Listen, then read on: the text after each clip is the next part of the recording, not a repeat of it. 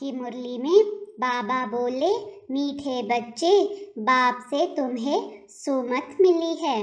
तुम्हारी बुद्धि का ताला खुला है, इसलिए तुम्हारा कर्तव्य है सबको अपनी बुद्धि का सहयोग देना।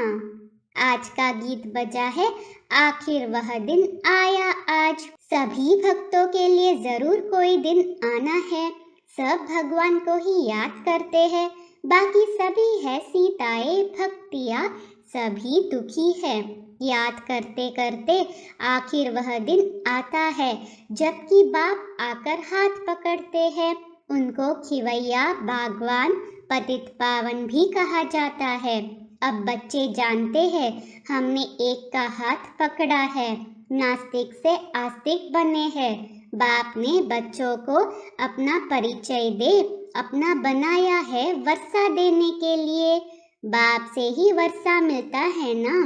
अब यह है बेहद का बाप, परमपिता। इसलिए सब बच्चे जो भगत है वे सब उनको याद करते हैं। परंतु यह बात भक्त नहीं समझते। कितना धूमधाम से बाजे गाजे बजाते तीर्थों पर जाते हैं, कुंभ के मेले लगते हैं, वेद शास्त्र आदि पढ़ते हैं। यह सब है भक्ति मार्ग की सामग्री। इसलिए भगवान को याद करते हैं कि वह आकर इस दुर्गति से छुड़ाए। पुकारते रहते हैं, परंतु बाप का किसको पता नहीं। जिसको बाप का पता न हो वह जैसे बच्चा ही नहीं। बाप को न जानने कारण, नास्तिक बनने कारण दुख ही दुख है। बाप का बच्चा बनने से सदा सुख ही सुख है। बाप है स्वर्ग का रचयिता, वह सभी तो नहीं चलेंगे, लिमिटेड नंबर ही आएंगे बाप से वर्षा लेने। बाकी सब धर्म वाले मुक्ति का वर्षा लेने आते हैं। लेना सबको बाप से ही है। बाप कहते हैं, अभी मैं तुमको सहज से सहज बात समझाता हूँ, बस मुझ अपने बाप को याद करो। और यह बाप ही समझाते हैं कि 5000 वर्ष पहले भी तुम मिले थे, हर 5000 वर्ष के बाद मिलते रहेंगे। अपने लिए तो जैसे पुरानी बात है, कल्प कल्प तुम राज्य गवाते हो और फिर पाते हो, 84 जन्म तुम ही लेते हो। यह है बहुत जन्मों के अंत का जन्म। तुम समझते हो हम पहले क्षीर सागर में थे, फिर आकर विषय सागर में फंसे हैं। क्षीर सागर व विषय सागर कोई है नहीं, परंतु पावन थे, फिर माया रावण ने पतित बनाया। अब फिर बाप पावन बनाने आए हैं। गीत में भी कहते हैं, आखिर वह दिन आया आज। भक्ति मार्ग में तुमको कोई यह आश नहीं थी कि हम स्वर्ग के मालिक बने। यह बात तो बुद्धि में थी ही नहीं। यह बाबा भी बहुत गीता पढ़ते थे, सुनते थे, परंतु यह आश नहीं थी कि हम राजयोग सीख नर से नारायण बनेंगे। तो अनायास ही बाप ने आकर प्रवेश किया। बाबा कहते हैं, मैं अब तुम्हारी स्वर्ग की आश पूर्ण करने आया हूँ। अब स्वर्ग में चलने की आश बुद्धि में धारण करो। स्वर्ग का रचयिता है बाप, वह बहुत सहज रीति बैठ समझाते हैं। हाँ, काम महाशत्रु है, यह तो सन्यासी भी कहते हैं, इसलिए घर बार छोड़ देते हैं। वह तो हुई एक दो की बात। उनका निवृत्ति मार्ग का पाठ ड्रामा में है तो वह भी भगत, गॉडफादर कहते हैं, लेकिन वह कौन है यह नहीं जानते।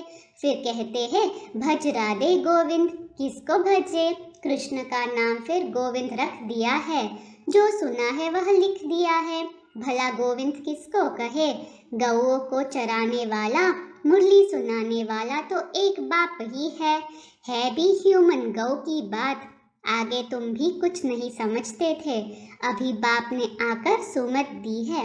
माया रावण कुमत देते हैं, बाप सुमत देते हैं। सुमत है शिव बाबा की, कुमत है रावण की। सुमत माना श्रीमत, कुमत माना झूठी मत। अभी तुम कॉन्ट्रास्ट को जानते हो। हम झूठी मत पर थे, स्वर्ग की आश तो थी नहीं। अभी बाप ने नई आश प्रकट की है। वहाँ कोई अप्राप्त वस्तु होती नहीं जिसके लिए माथा मारना पड़े। अब तुम सबकी नई आश है, भल पुरुषार्थ नंबरवार करते हो। बाप तो नंबर 1 मत देते हैं ना, कहते हैं यह तो ऐसा है जो ब्रह्मा भी उतर आए तो भी उनकी मत नहीं लेंगे। यह पिछाड़ी की महिमा है, तुम्हारी महिमा पिछाड़ी में गाई जाएगी। जब तुम संपूर्ण बन जाएंगे तब वाह वाह निकलेगी। अभी तो चढ़ते गिरते रहते हैं, अभी अभी खुशी में नाचते, अभी अभी मुर्दा बन पड़ते। माया भिन्न भिन्न प्रकार से ठोकर मार देती है, कहाँ न कहाँ सूत मूंझा देती है। जो श्रीमत को छोड़ रावण की मत पर चल पड़ते हैं, फिर चिल्लाते रहते हैं। बाबा कहते हैं कदम कदम पर सावधानी लेते रहो, श्रीमत पर चलने में ही तुम्हारा कल्याण है।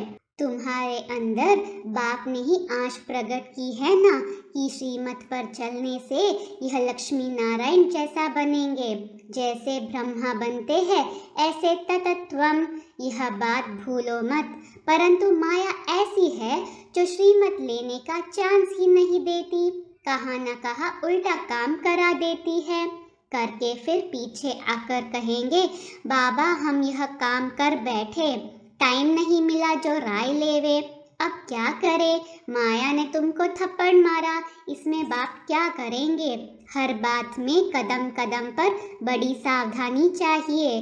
सन्यासी कभी नहीं कहेंगे स्त्री पुरुष इकट्ठे यह पवित्र रह सकते हैं, इसमें युक्तियाँ बहुत है। ब्रह्मा कुमार कुमारी कहलाना कितनी बड़ी युक्ति है। तुम बच्चे ब्राह्मण ब्राह्मणिया बनते हो तो कहा कुल को कलंक नहीं लगाना। बहन भाई का नाता कभी उल्टा नहीं होता।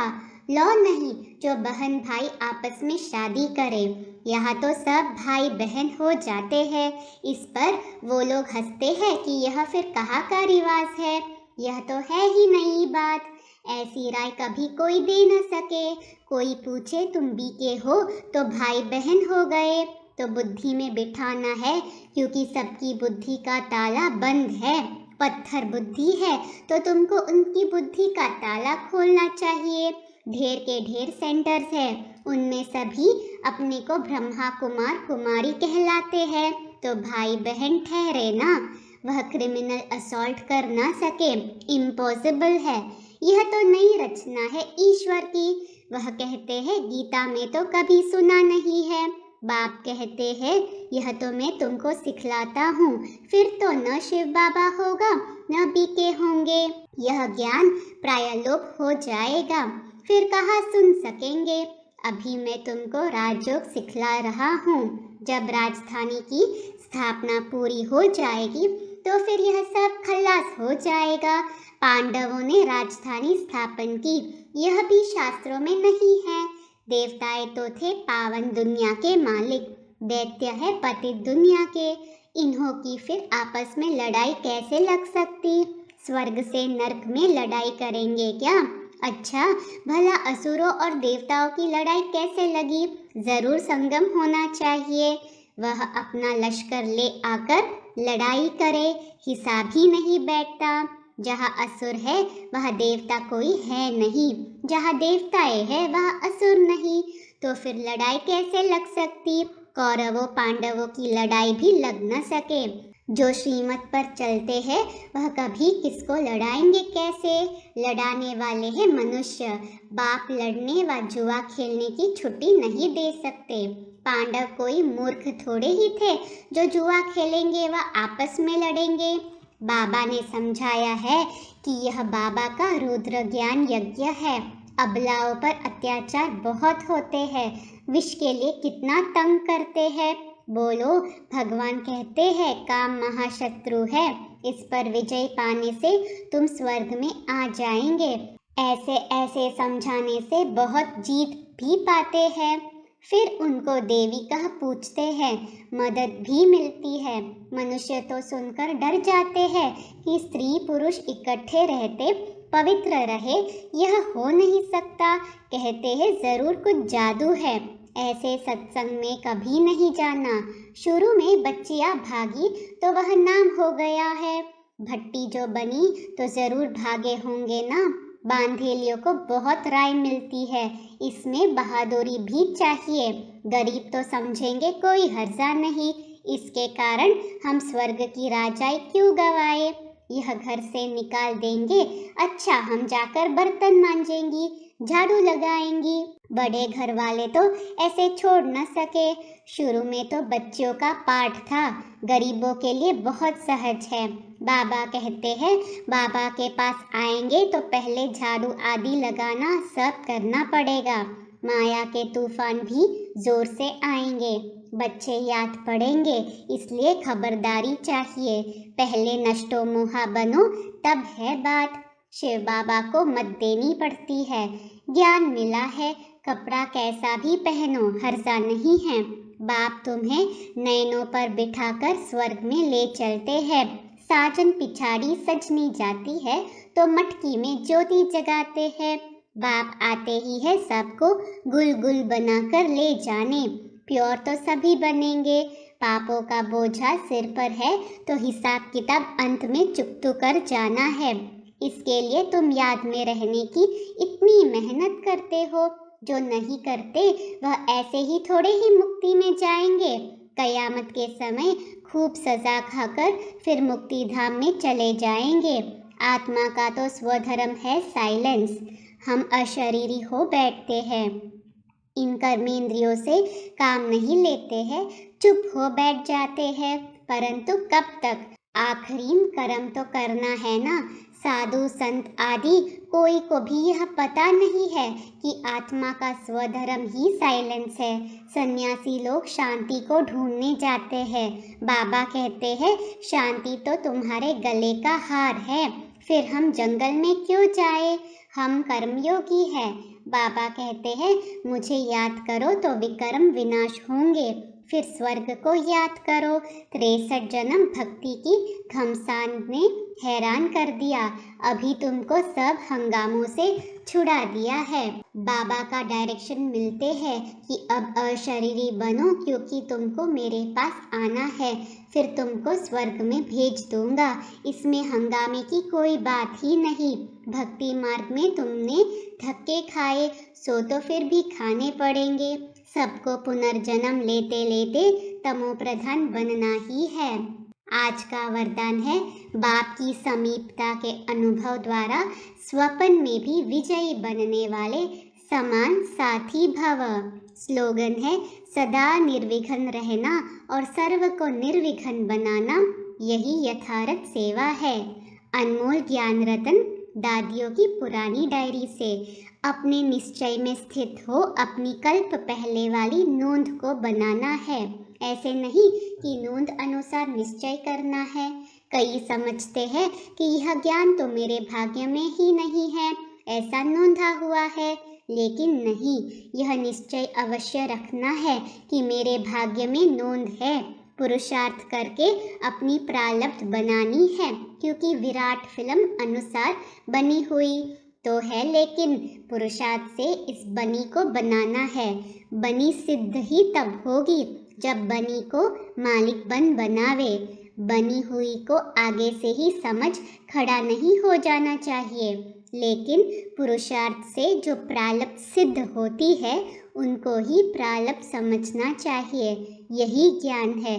बाकी नोंद समझ पुरुषार्थहीन हो जाना यह अज्ञान है। ओम शांति।